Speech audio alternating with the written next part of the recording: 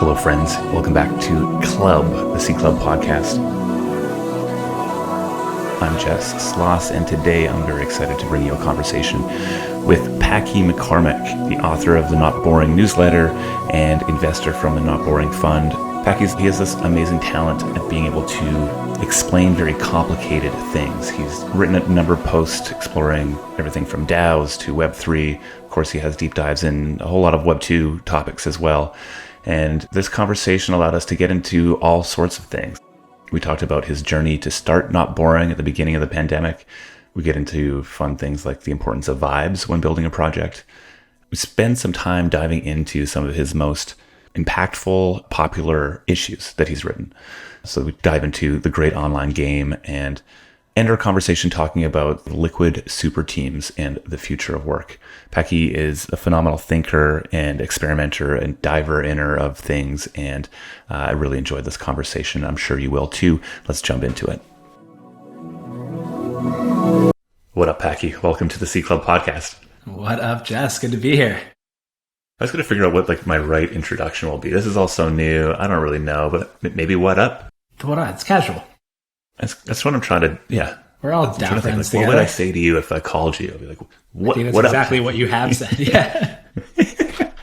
Right on, man. Okay, so really stoked to have you on today for a conversation of which, I think, well, let's just start off. Who are you and how do you describe what you do to people at a dinner party? Oh, man. So I am Packy. I grew up outside Philadelphia, studied econ, did finance, was that path, worked at a startup for 6 years, which was a long time. Was thinking about starting something kind of physical based, almost like a pre-DAO, physical DAO kind of thing. And thinking a lot about kind of community based business models and how you make that work. And I was banging my head against the wall. Answer was right in front of me the whole time, but COVID hit, in-person thing wasn't going to work. So I had this newsletter that I've been writing on the side. That I was like, you know what, I'm just going to try to make this the thing. And so I think there were 400 people on it at the beginning of COVID, and now it's just past 70,000 people today. So I describe myself as kind of writing a newsletter, and now I'm investing out of a fund as well. So that helps make it seem, I guess, like I have an actual job. But yeah, I read a newsletter about kind of tech, crypto, the future. I think there's a super optimistic bent, which is naturally what I have, and which for the past decade seems to have been the right mood. So we'll see what happens if we enter a bear market at any point. Maybe people stop reading Not Boring, but for now, let the good times roll, baby. Man, so I think that's the thing that blew me away the most when he told me a while back was that Not Boring literally was born a year ago, just over a year ago. Is that right? April 2020. And so 400 to 70,000 subscribers. I saw the graph you posted on your Twitter, which is really just we'll get into talking about exponentials in a bit, I think, but it's just crazy to see how fast things can grow on the internet. I still get blown away by that. Maybe I shouldn't because I see it often and often, but there is sort of in many ways, almost like a gift that comes with it, right? Where you can never really predict where that success comes from. But what was the inflection point, or where did this come from? Yeah. So in the beginning, I thought a lot about growth. My goal was to get to 5,000 people by the end of the year, maybe, right? My original goal for last year was to get to 1,000 people. Then I made it a full-time thing. So I was I need to get to 5,000 people. And so I put a huge list of different growth hacks together. One of the ones that worked, that I worked on with my buddy Tommy, was just launching Not Boring on Product Hunt. So, it sounds like we started from zero before that, but even having those 400 people and then the kind of 1,000 that it grew to really helped, because those 1,000 people at the time were bought in. And when we launched on Product Hunt, everyone was like, all right, this guy is full time writing a newsletter. Jesus, we need to help him however we can. I'll go this thing on Product Hunt. And, got to number 2 for the day and doubled the amount of people on there. And these things kind of just, that's the thing about exponentials, is that they snowball, and particularly with something that is so much kind of driven by sharing. The more people that are on there, the more people can share it, the more it spreads, the more it spreads, the more it spreads. The other big change that I made, frankly, and I haven't done a bunch of growthy stuff other than just tweeting a lot since, but the other big thing was the first year I was kind of embarrassed by the fact that I was writing this stupid little newsletter. And so at the very bottom, I'd be hey, if you like this, please share it. And then that time I was all right, this is full time. I just have to put up front and center, please, I'm doing this. This is my full time job now. Please share this thing. And people did. And so that was kind of the biggest ongoing growth thing, is that people just shared the pieces.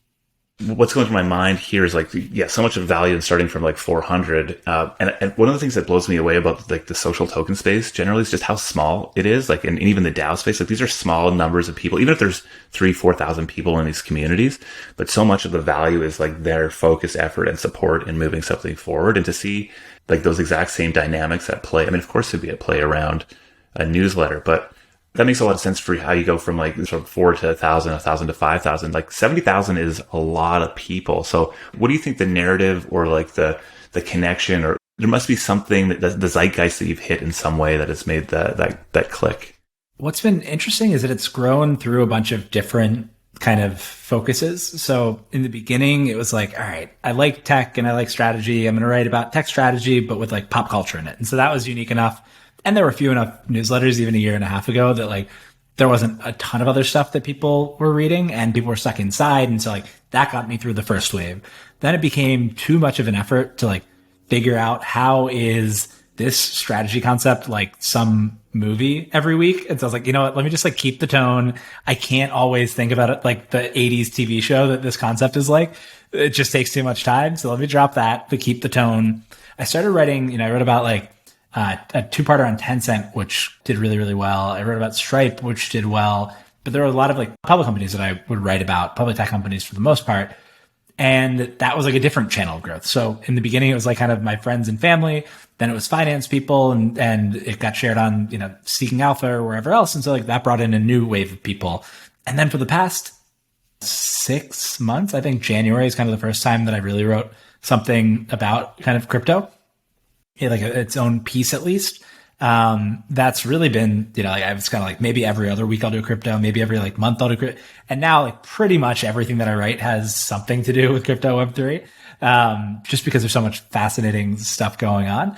And so that has brought in, a whole new wave of people. And what I'm trying to do there, and what I'm trying to do generally with Not Boring, is that like everything is moving so fast. There's all this stuff that seems just so wild and so unsustainable that it's kind of like, no, like here's what's like actually happening. And so you hear about crypto and it seems wild and scary, but like tokens really help accelerate network effects. And like there's all these like normal business strategy concepts that actually like you can apply to these businesses. So I'm writing about, I don't know when this comes out, but I'm writing about Solana this week. And like really what any L1 or blockchain comes down to, it's like a platform business. And so like, can you attract developers to build on top of your blockchain? And can they attract users to use their products? And if that works, you're going to be in good shape. And if they can't, then you're not going to be in good shape.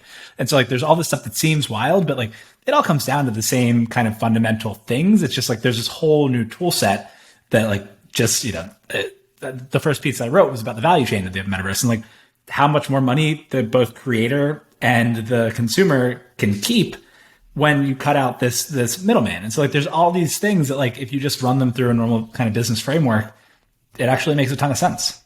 You come up in some private group chats, which maybe shouldn't be surprising to you because of 70,000 readers, your posts are being shared around quite a bit. But one member in our group chat said that Packy's probably the fastest learner that I've ever had a chance of talking to. And so I won't out them because it was a private group chat and maybe that's being too kind to you, but I would agree with that. Like, I think the speed at which you sort of jumped into the Web3 space just shows both that you had like a ton of conceptual understanding, I think, of a lot of different things and finance, economics, consumer products, etc. But then you sort of like accelerated learning. And I think the specific post was sort of the DAO of DAOs, I think it was, or the post where you dove into DAOs. And it was just such a succinct description of like the history, but also like the now and then the potential moving forward. I'm really curious about how are you learning? How are you engaging in this sort of evolving topic? Yeah. So this one's another one where like a cheesy thing that I'm going to be writing about in this Solana piece is that like, for all the tech and whatever, like so much of it comes down to the people. And so I think there's, some basic things that I have, like just an extreme open-mindedness, a good educational foundation. Frankly, the fact that I've been writing for 15 months. And so I've just like built up kind of a corpus of different building blocks that I can lean on. But really like for that piece, I talked to Patrick, Patrick Rivera at Mirror, who like really got me up to speed on the whole thing. And I would ask like really dumb questions and you guys are super open. And so I'd like be like, okay, well, that was dumb. I see how I was wrong there. And like, now I get this thing. And then, like by having those conversations and having people, edit and make sure that I'm not saying just anything like totally incorrect, like that really helps. And so the things that look like I'm sitting behind a computer, like being a genius, are like really on any given topic, like 10 people who are much smarter, where I'm taking the things that they're writing and just kind of translating. Yeah, I think that this idea of, like, I call it a sense-making network, and that, like, I've sort of leveled up my sense-making network in the last little while, and like literally I get to plug in, and I think you've done this too, plug into the smartest people in a specific, like the people that are building the future in a specific category, and the speed of which, so there's like the speed of which you can understand new concepts is increased, but then also like the breadth of concepts that can be sort of addressed through that network. And then there's, I would just kind of like love to visualize what my sense making network is as it touches yours, as it touches Cooper or Brian's, or, X copies, like just how it's intense.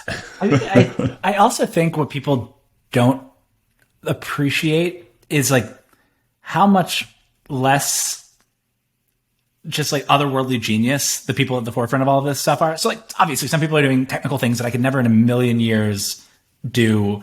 There's people who are definitely very smart, but that like most of the people who you view as like the leaders in this stuff are, one, super approachable, and two, all relying on their own sense-making networks and like figuring this stuff out in real time. I think that's been one of the most fascinating things about this for me, is like joining the Telegram and like kind of being a lurker just because I need to write, but like joining Telegrams and Discords and whatever, and just seeing the conversation happen. It's not like someone is, from on high saying like, this is how the world will be. It's like a lot of people having conversations about what this stuff might look like. And it's all kind of emerging at the same time. And I think that's probably happening more and more as like things have become more decentralized. Obviously, like it's going to move in that direction in terms of how decisions are made.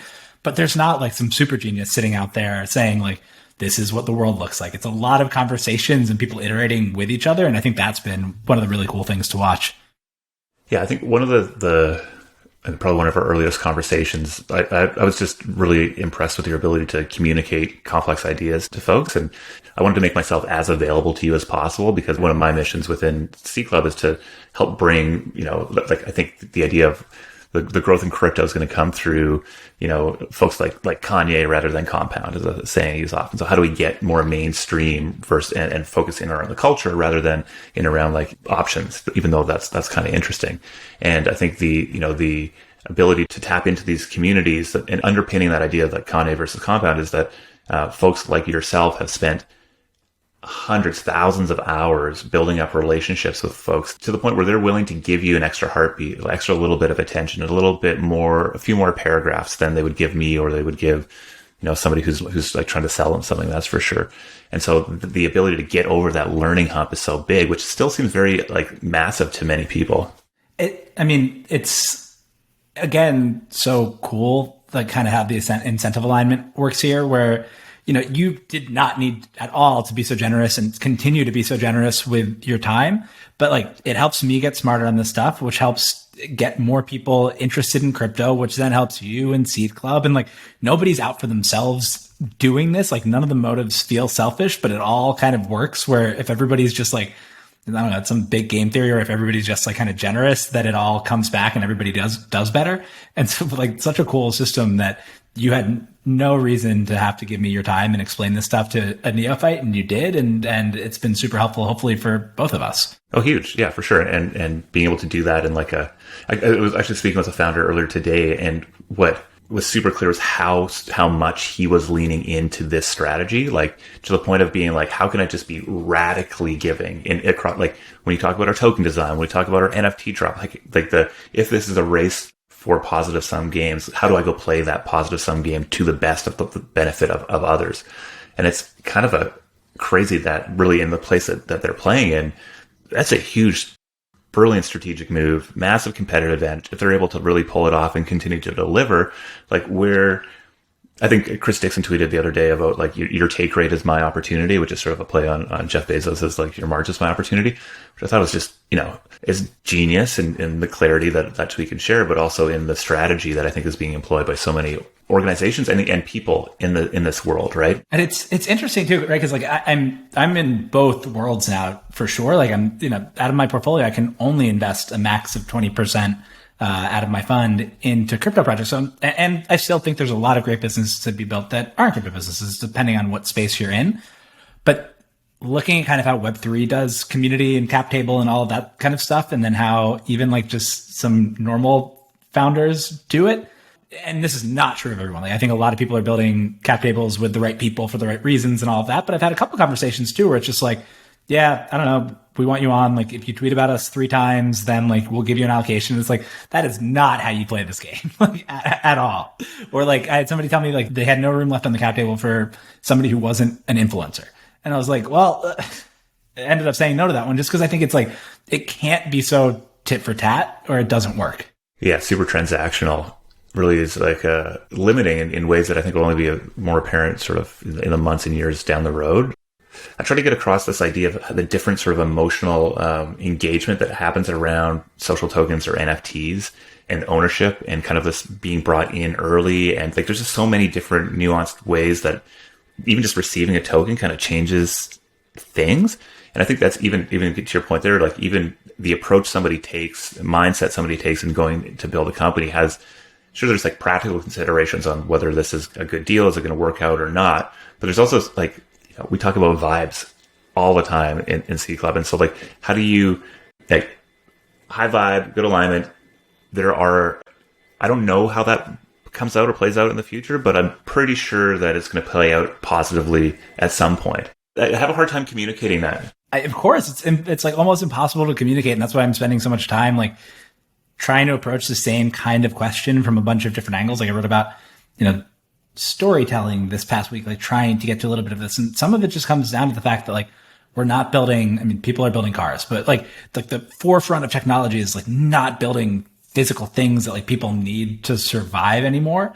And like they're mostly like most of the things that we're building are like nice to haves for the most part, and like more fun and like more communal and like all of those things. So maybe nice to have is too loose, but like not like we're making food and railroads and whatever.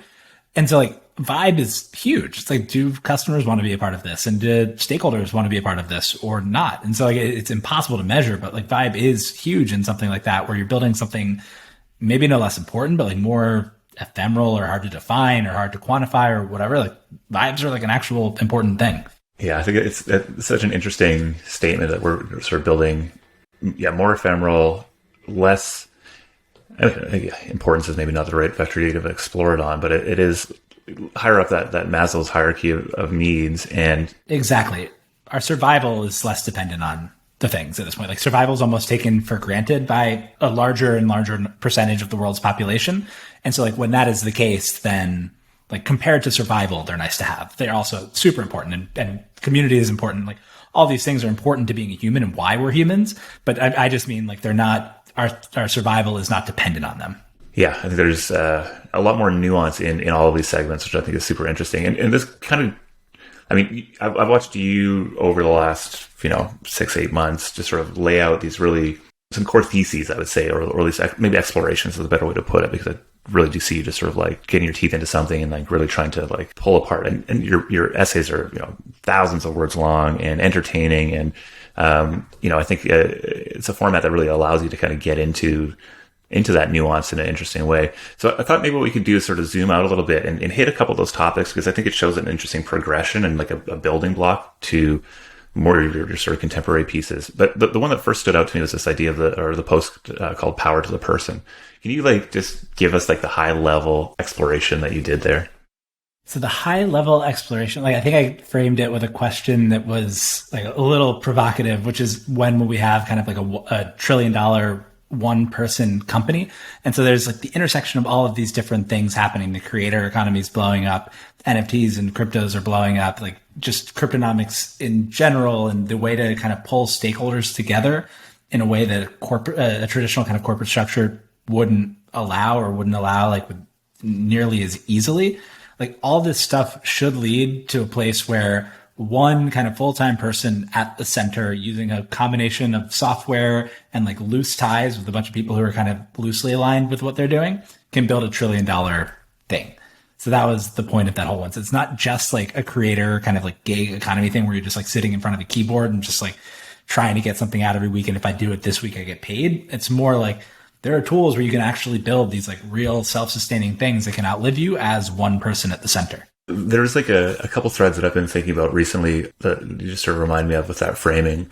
So I'm really fascinated with DAOs, as you know, and I think there's like the DAOs that we're called as building and we're involved in, which is very people-centric and governance-centric and decision-making-centric. But there's also this whole other line of DAOs that are purely automated, right? They're like the vending machines. The Bitcoin may be the big example of it. But I think one that stands out to me is Neolastics, which Simon created, which is like this generative art kind of generative art project where you mint something and there's some random sort of art generated, but there's a bonding curve on the back end where you can burn to and get 90% of your money back for it. So it created this like really truly like a vending machine that resulted in a bunch of really interesting rare generative art created, a lot of value going back to him as there was a small fee that went back to him.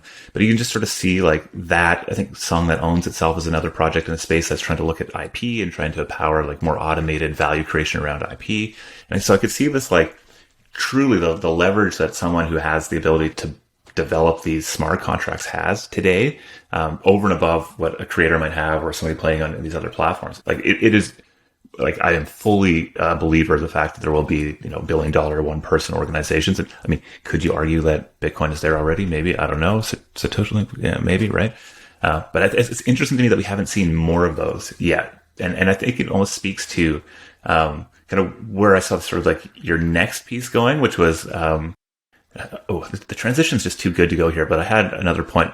I'm going to hold on to that one. The other point was sort of around, no, I'm going to go there. The great online game. Yes. I mean, to me, that like a big reason of why maybe we're not seeing just so many solo practitioners out there is that it's actually the multiplayer is maybe more fun. The great online game, I think, was actually a very polarizing piece in some ways for people. So I wonder if you can introduce it, and I'd love to dive into some of the underlying pieces. Yeah, and you're right when you call these explorations more than theses. The point of the great online game was essentially like, I was just sitting there, I think I saw a tweet that said something and then saw like a couple other things that I was just like, I think this is when Elon was on Saturday Night Live. It was like all happening around the same time.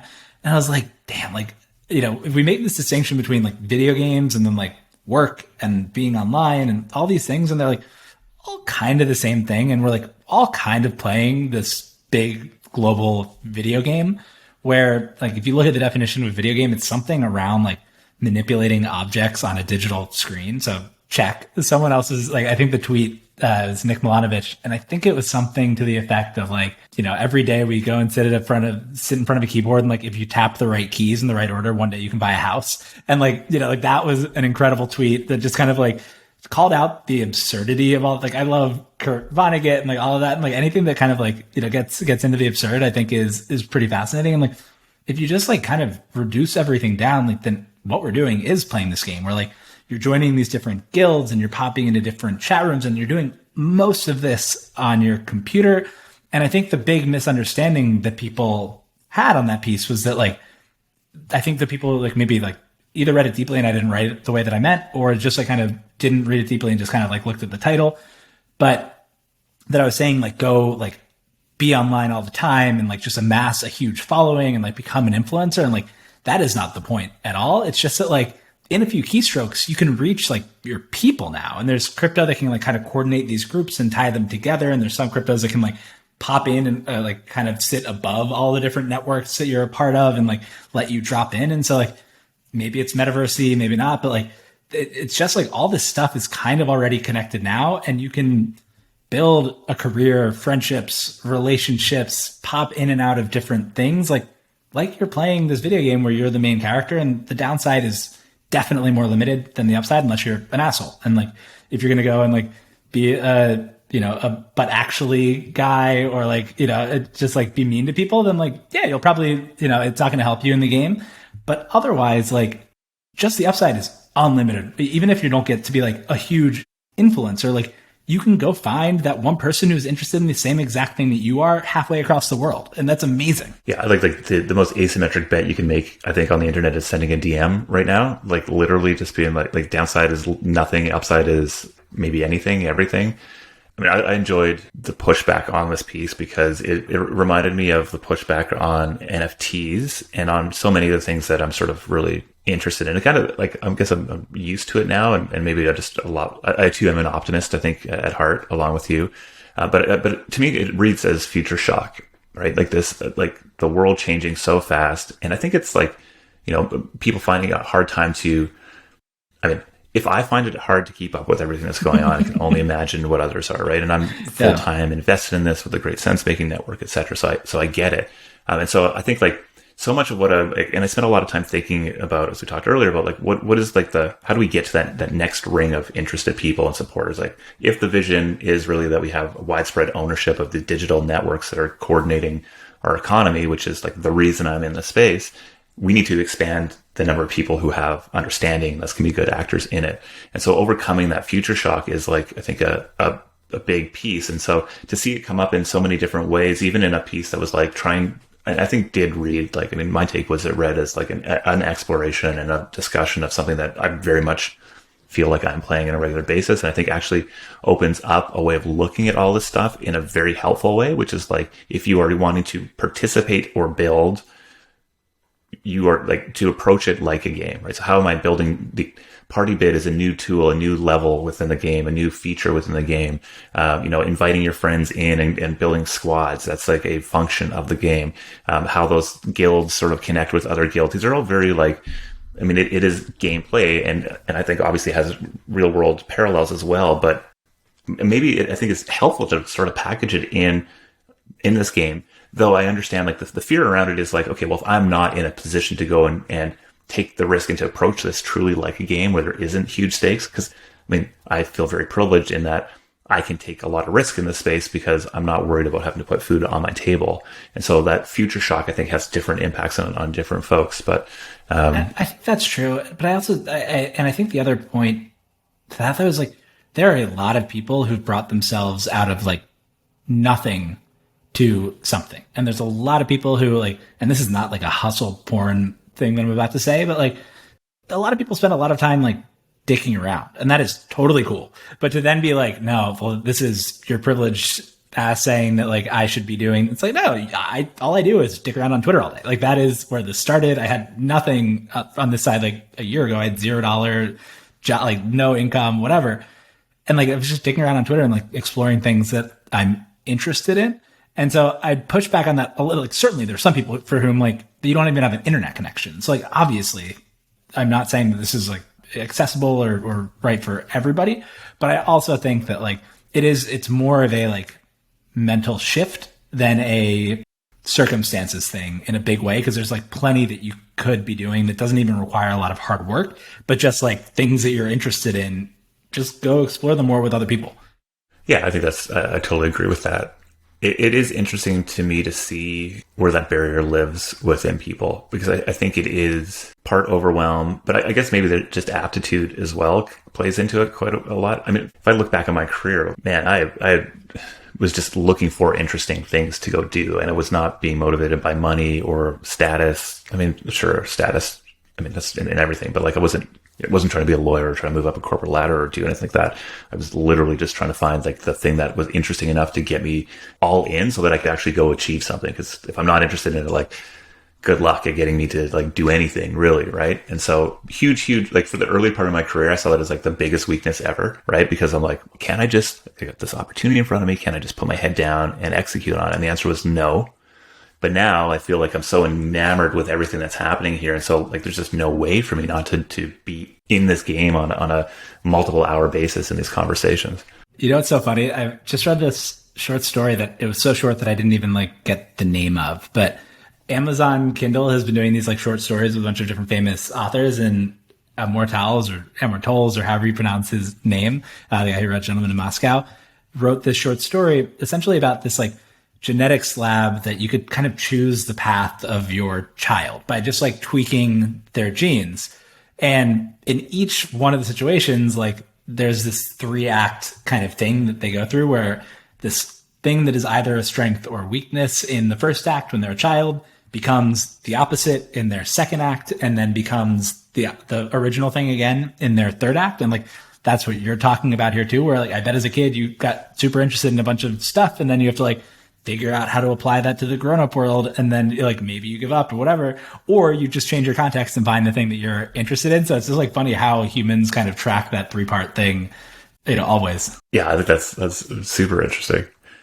So, okay, another piece that sort of stood out that I think is, well, we've kind of touched on a little bit, is this idea of the cooperation economy. And that your first line in it is cooperation is the winning strategy in the great online game.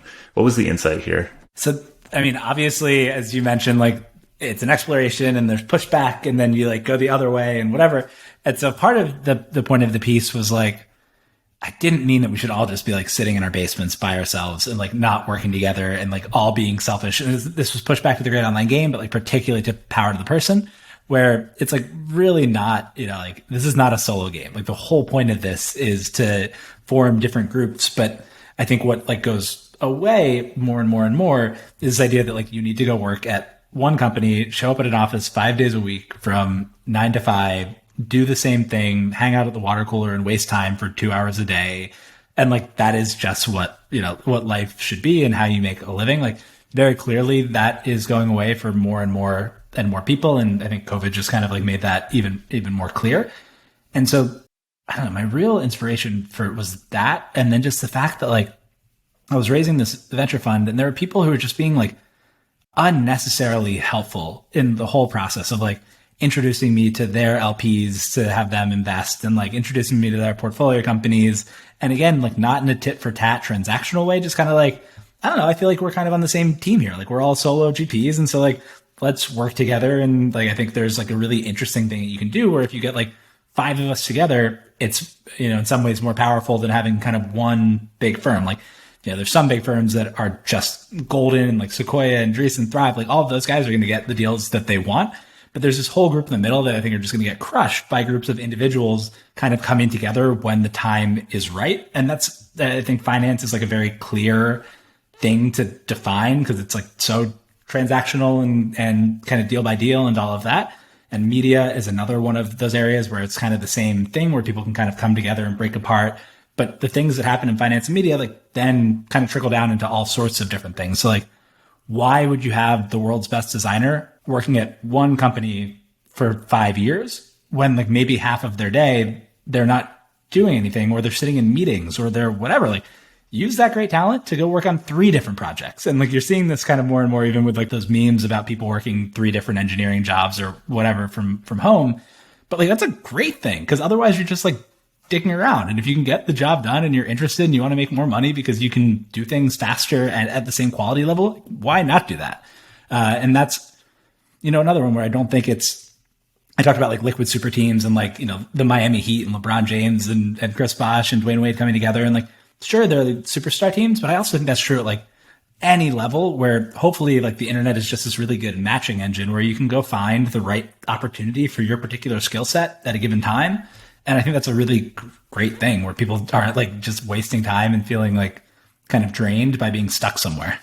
Yeah, this idea of liquid super teams, I think, is the best way to describe one of the more interesting trends that I've seen emerge over the last, couple of months. And I think it's best seen in how PartyDAO came together. And I know there's something you've done there recently, but PartyDAO, for those who are sort of unfamiliar, had this really amazing origin story from a tweet to, Anish, who's this 18, maybe 19-year-old super coder putting together smart contracts to it, being used to win it. And it basically allows groups of people to bid on an NFT together, kind of form like a real-time DAO to make these bids, and has been very popular recently and found, I think, some product market fit. But the way that it came together, I think that product is dope, but the way it came together is actually, I think, more interesting to me at least. And in speaking with the team there, like these incredibly competent, highly in-demand individuals were came together to build this product. Every single one of those people were trying to be hired away by any number of other startups, and I think Dennis, who was the guy who sent the initial tweet from Mir, was like, I tried to hire John and I tried to hire Steve, but they don't want to come work for me because they're doing too many other things and yes, they should go do those things. And so what he ended up having was like this really interesting origin story, a great product, and some of the top talent in the space who are also working for other companies coming together to build this in either their part-time or as part of their sort of, open time within their job. And, we sort of, we're trying to build something through C Club recently where we actually did something similar where we said, okay, well, we want to go build this thing. Who else wants to be a part of it? And not only were we able to bring together like a number of other notable communities and projects who were like saying, we want this feature, but because of that and the interesting product idea, we had amazing talent that were in this group within like 2 days, and we had a game plan, and we're sort of moving forward. And so the speed of which you can like capitalize and arrange, and it's just, there's just no doubt in my mind that that's the way that we're going to go build stuff. That's a huge part of it, is that you can get this talent that would otherwise, at this point, there's too many good options out there for people to want to limit their optionality. And so to say like, hey, we just need like the thing that you're really good at for a little bit of time. Like I see it, like I think the strength and weakness in a lot of my pieces is that I'm writing from my own perspective, and I'm like more willing to try new things, and I'm out there. It's like, hopefully what I'm doing ends up happening for other people as well. And I don't just like only write about my own experience, but I think this is true. But like seeing it when I write about, if I do a deep dive on a company, like I think most of the deep dives I've done, I've been the number one refer that they have. And could in another life be sitting in their marketing department for a year trying to run Facebook ads and, like bang my head and having internal meetings and getting budget and all of that stuff, and not even driving the same results. Whereas they can just now be like, hey, Packy, drop in and like explain this complex thing. And then it works so much better for both of us. I'm not stuck in a place. They don't have to like manage me. Like there's all this stuff that just makes it better if you can find what everyone's like real strength is and just use that strength in a more precise way in more instances. Yeah, I think the fluidity of which that can be done now because of the tools that exist. So, the ability to bring capital together to distribute ownership through tokens, to, gate access to a Discord that creates a private space for owners who have a stake to protect. Like these are all really subtle innovations, I think, but stacked together. As we think about building new products, which is a thing that say C Club will want to do at some point, but we haven't done yet. The decision right now for us would be like, okay, well, do we do it internally, which maybe we can own more of it, and then we have funding, we can go build that stuff. But like, wouldn't it be better if we just built it in a multiplayer way where we would, like the product is probably going to be better as long as there's still, maybe there's some debate around that, you still need to have a focus. We're probably going to get better talent, have wider buy-in probably from a whole bunch of communities that want to use these tools already. So we have customers built in that are also owners. And maybe more importantly, like, the most likely competitors that might go build something similar to us could just participate together and do it together. And so like I can imagine like C Club and Friends with Benefits and Pleaser DAO coming together to build something that's really useful for our community. And then, the competitive advantage in doing that is just like astronomical to me. And like compared to maybe the more traditional startup funded process, et cetera, et cetera. So I think that this is just going to be like the way that we build tools as communities. And I think we're going to look back on it and be like, oh, that was as much of a shift as what 2001 to 2008 was as far as like startups and lean startup and all this sort of stuff. So really interested in seeing what like the models and templates and like frameworks and mental frameworks that are going to be built to think through how you actually go do those things. I mean, as you can probably tell, it gets me really, really, really stoked. It's incredible. And it's all happening in real time. You're obviously like right at the center of it. Whenever I have a question about anything DAO related or anybody I know does, I'm like, oh, Jess. Somebody the other day asked me, like, who would you talk to about a DAO? And of course I gave your name, and he was like, okay, cool. Yeah. The other two people I asked also recommended him. So no. That's why my DMs are blowing up all the time. Exactly. But I mean, it's cool. Like you get to sit at the center of this thing that I agree with you. It's like, I think I even wrote it in the DAO piece. Like if you went back, and I think that's the interesting thing about like all of crypto kind of, is that if you went back and redesigned institutions with all the tools that you had at your disposal today, would you design them the way that they were designed with like equity and boards and like, big outside investors who have control, whatever? Or would you design them in a DAO structure where there's like, certainly some people own more than others and it's not like totally decentralized, all of that, but like there's this ownership where the people who are doing the stuff actually like have ownership and the customers have ownership, and like all, like you just design it from like, not even like from a moral or a judgment or an ethical or whatever perspective, like that's just a better model. I think the same is true with like, if you could design the internet from scratch today, would you build it on crypto rails or not? Like you build it on crypto rails. If it, as long as it was like performant enough and like it's P2P and all these things that like you kind of want the internet to be. So I think like that's the really fun thing about the design space right now is that it's almost a chance to kind of build things the way that they like would be built offline, but then online with this global kind of reach built into them. The biggest shift I've seen in my DMs, which I pay a lot of attention to, I think it's a really good way of sort of seeing what people are interested in, has been a lot of like Web 2 founders who are trying to think about what their Web 3 strategy would be. And I think I've seen that a bunch too. Like massive increase in the last little while. And it's so exciting because these are people are so talented, man. Like this, just amazing. And, but one of the challenges that comes from it is like, it's actually a difficult thing to do if you've sort of built your organization and you have your investors and your legal structures, et cetera, in the more traditional startup world versus how things are being built on the edge. And so I really see this as two parallel economies that are being developed. And I think, you know, there will be crossovers. Those crossovers so far have been really challenging and maybe too early, but I'm sure there will be crossovers. But there's actually a lot of power in the fact that there is sort of like this no man's land that exists between these two two worlds. And it's given, I think, a lot of more maybe values-based or philosophically driven founders an opportunity to really build things in a new way that I don't think would have happened if the Facebooks or the Twitters or the, you know, what have you sort of startups were able to kind of fully just embed or like adopt these rails and new mechanisms. I think that's an interesting dynamic that we'll see play out in hopefully a positive way. Yeah. Are you developing an early framework on like how or when or like what types of startups should make that transition? I mean, I think the big challenge is just in just practically how you do it. And so I think those that have really strong community bases or user groups, I think are key. Like, I think really what you've built with Not Boring Capital, I think we're going to see a lot of interesting crossovers in like the finance side of things because there is so much value from a community to participate. There is sort of challenges and regulations, but I think there's some progress being made there. So I think that's one. I think what we'll probably see is many founders sort of like spin out Web3 native entities. The earliest versions we're seeing, I think, are in like music or in art, where, you know, people are so much of the value they're creating is around their personal brand ultimately, but it's reliant on, you know, in many cases, millions of others who are following or participating. And the opportunity, like, I think many folks look at, like, I use this example all the time, like the Taylor Swift versus the Swifties.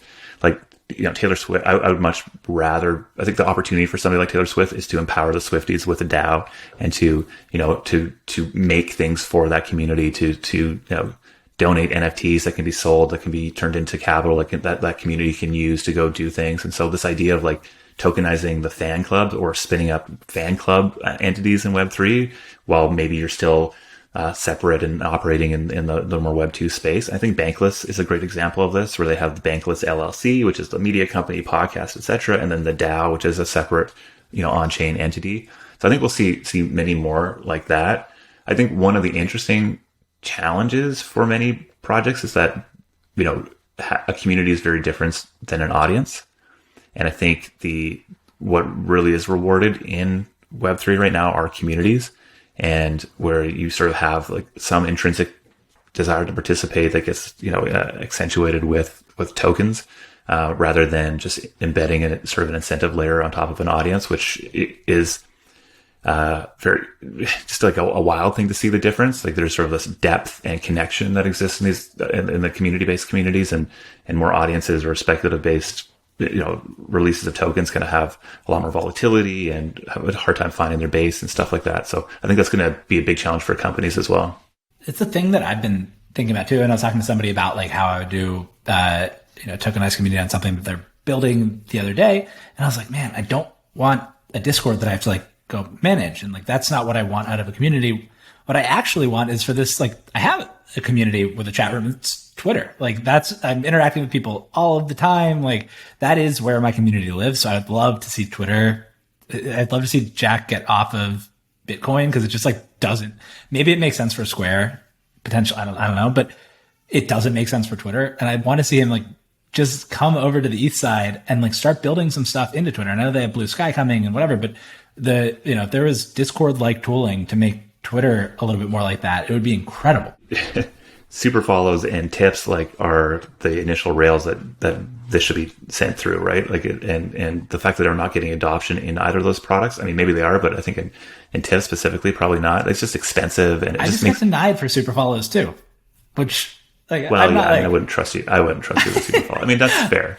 I mean, like, you talk about there are people Ethereum with, all the time. There are people with much bigger audiences. I'm not saying it from that perspective, but like, nobody's been a bigger Twitter cheerleader than I have. Like, come on, guys. No, for sure, man. Yeah, you do Twitter bull case. I think you've made numerous times. Yeah. I think that's interesting. So one of we're working on a project right now that I think is really trying to push the edges of, like, for me, social tokens are like a Schelling point for belief in an idea or a community or a person or like a number of things, right? And so it's less about where that lives. It's more important that it's like this meta layer that doesn't have to live anywhere. Yes. Right. So like your ownership connections, this value graph, whatever we end up calling it, is the important thing. And it actually is portable because it lives on a decentralized network, and you can use it to get content on Discord or on Twitter in the future, or to access any number of experiences. And so one of the projects we're trying to push forward is really saying, well, there isn't actually a community, but what there is there's a different experience online if you're an owner or if you're not an owner.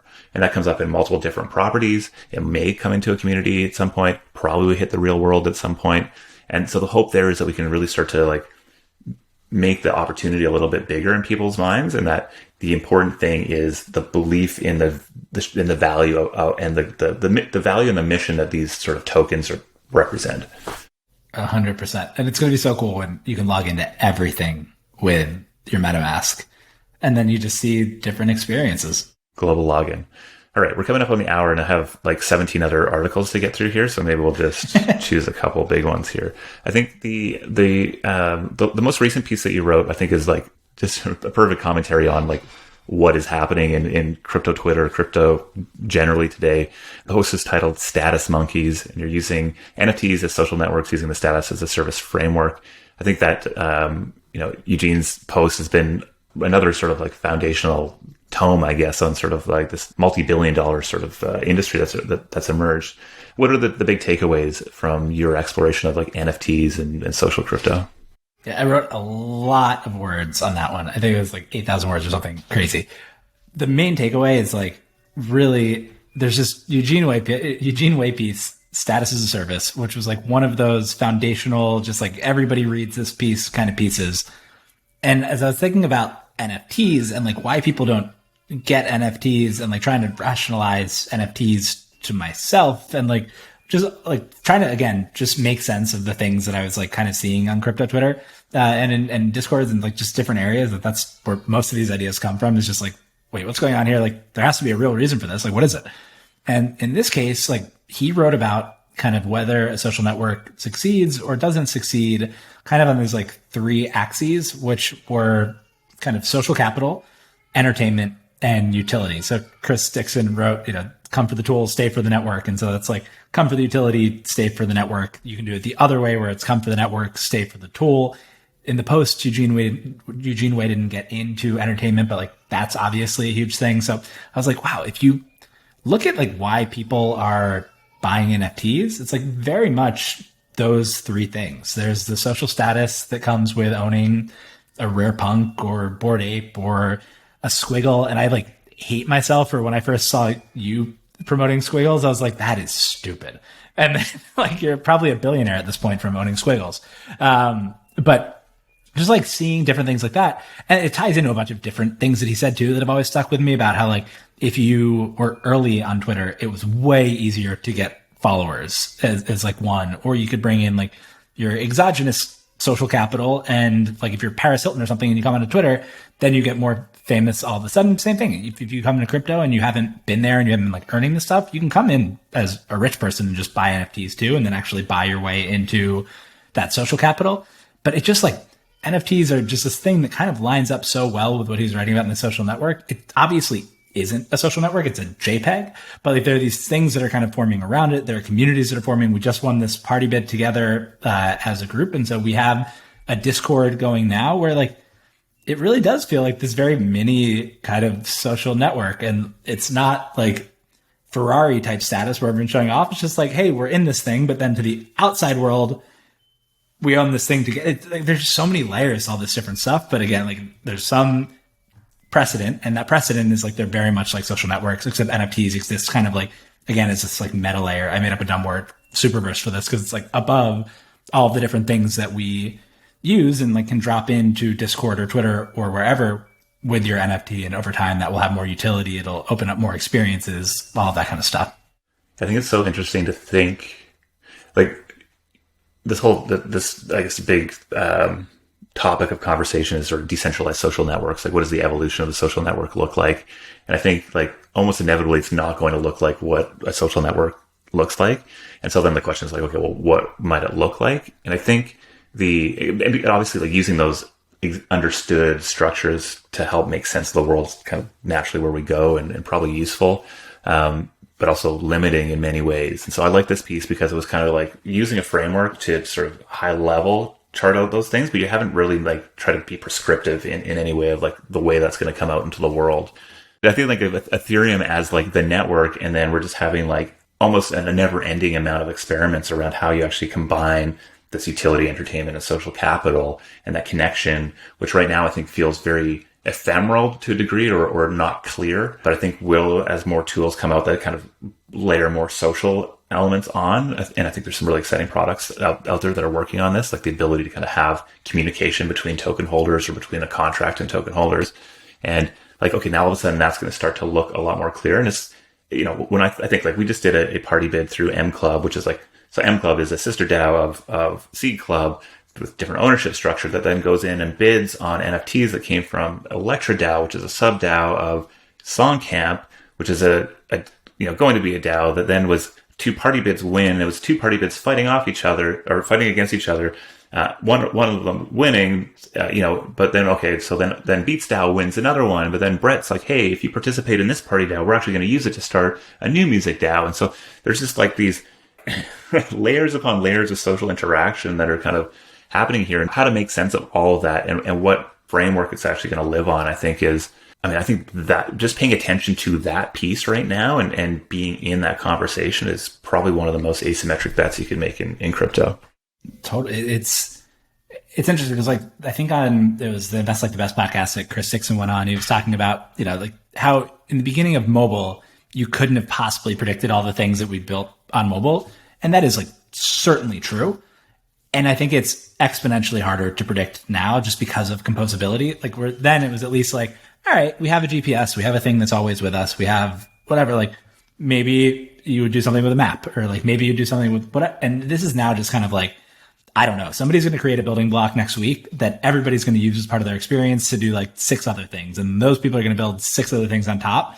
I think it's impossible to predict what this is all going to look like. Yeah, I describe my experience in working and building C Club as just sort of like riding a horse or a bull. It's just been released from the gate, and my job is just to like stay on and hopefully steer it in some right direction, even though I don't exactly know what that. It's like very in the moment trying to figure that stuff out, and I think it just speaks to the complexity that emerges from the sort of world of composable tools, composable communities, and just like the creativity that gets unleashed. And I think that's the thing that I get most excited about right now is just that we're getting to a level of these tools where, you and I, who are not technical builders, can come in and actually go do stuff. Like, this is wild, right? Because like, I've been in crypto since early 2017. I couldn't do stuff like beyond the basics, right? Even like the idea of doing like an interaction with a contract was more complicated than I could figure out to begin with. But now, just trading on an AMM is secondhand to the vast majority of people, and the ability to spin up a mere crowd fund is there, or spinning up a party bid, which is like a fractionalization of an NFT, launching a DAO, all these things together that you're just like, okay, hey, I'm doing this, let's go. And then, okay, well, just chart that out over the next 6 months, a year, 5 years, like. And like, it impacts everything. I sold my piece on Axie Infinity as an NFT to fund scholarships. And like, we raised over $20,000 to fund people playing a video game to make a living. And it was easy, right? It was really easy to coordinate that. And I think that's another area of NFTs where like nobody would want like a badge that says like, I supported a Filipino video game laborer or whatever. But because it's as an NFT of the piece, it's like showing off without really showing off. It's like getting something that you can hold in your wallet that says I was part of this thing, but it's like not bragging. Like there's just so many, and like there's little things like that where I think like that just impacts a little bit of everything. I don't know. And that was easy, right? Like for me, I minted it as an edition on Mirror. It took 2 seconds and that was it. Yeah, game on. All right, man. I could talk to you for, and we will continue our conversation again in the future. But I think I think it's really impressive just the pieces that you sort of laid out here, and that really, I used here just to guide a conversation that I think is, very useful in almost going back into history a little bit, like very recent history, so that I think somebody listening to this episode, at least my hope, would be able to like pick up on a bunch of threads that I think we've all spent a bunch of time figuring out. And obviously they can dive into your pieces, and they probably should, but at least sort of provides a good foundation or like jumping off point for whatever's next, which I think is like ultimately what my hope is here, is that people are just like ready to jump into the void of whatever is next. Me too. If nobody takes anything like actually that I wrote away from my pieces, but they just take maybe we should like actually just be a little bit more thoughtful and like consider the positives, or like how you might get involved in some of this stuff without taking away a single actual word that I wrote. That's the win here. Cause I think to your point, it's changing so fast and so much is happening that anything that I wrote in February is going to be stale by next February. But like the idea of just like be open to this, and like if something interests you, like don't dismiss it and dive in and kind of see what happens. I think that's the takeaway, hopefully, from both of us today. Yeah. Optimism is a good, safe bet, I think, in a world where there's a lot of media and reason maybe to be more pessimistic. So, Packy, I really appreciate you taking the time out of your day to jam with us here today. This is, right at the beginning of this podcast is going to be dope. It's going to go on for a long period of time. We're going to see growth charts, just like your newsletter itself. Like, I'm looking forward to being a creator influencer that gets into all these deals just because I'm an influencer and I tweet 3 times. It's like the world is just exciting. I don't know if the sarcasm go across on podcasts very well. But for real, yeah, I really appreciated our conversations over the last few months, and I'm just stoked to continue to jam with you. And I wish you all the best. And there's a dozen other topics we could get into in the future, so I hope you'll consider joining us again in the future. This is the hottest new podcast out there. I want to be a recurring guest. This is great. I see the title page right there. The hottest new podcast out there. Yep. Oh wait, I didn't ask. Okay, hold on. I try to use I'm trying to work on my opening, which, what up, maybe not right, but I think I have my closing. And so like traditionally we would want to say, okay, well, where can people find you on the internet? So I need to give you the opportunity to shill whatever you need to shill here. So I'm shilling, first off, go to cardano.com/Packy and buy, your Cardano tokens. And then, other than that, notboring.co and @Packy M. Seriously, man, appreciate it, dude. We'll talk to you soon. For sure. This is awesome.